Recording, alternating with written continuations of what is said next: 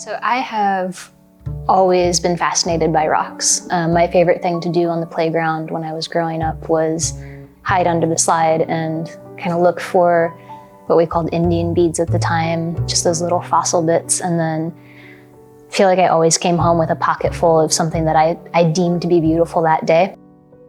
I don't know, there's just something really magical about how each one was different, even though they were all kind of, whenever you glance at them, all looked the same.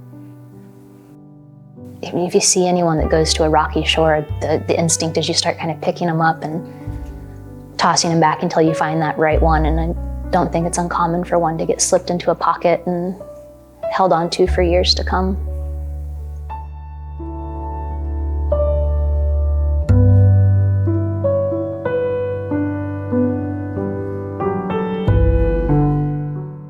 With the finishing of the stones, there's always a little bit of kind of post-production that happens with them.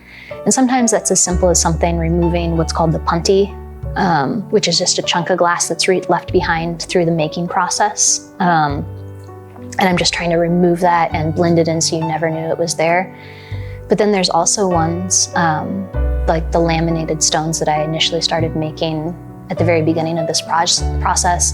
Those are actually carved on a saw and then they're finished on the belt sander. And what's interesting about when I'm making those is I'm not actually looking at the shape of the stone whenever I'm making them. I am holding them in my hand and I'm feeling it.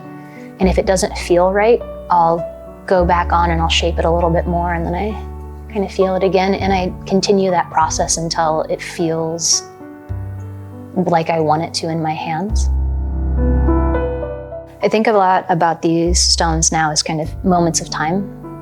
And at this point, you know, I'm in the thousands of stones that I've made.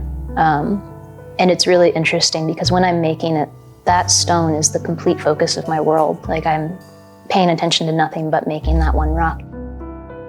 People have been asking like, well, how many do you want? When's it enough? And I think my goal is to have one for every day I've been on the planet. To my knowledge, the heaviest boulder isn't even the biggest one necessarily, but it's the thickest one. And I clocked it at 32 pounds.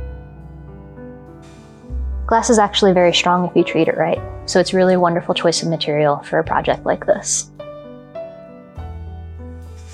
Almost all of the smaller stones are made with the reclaimed material left over from the process of making the larger stones.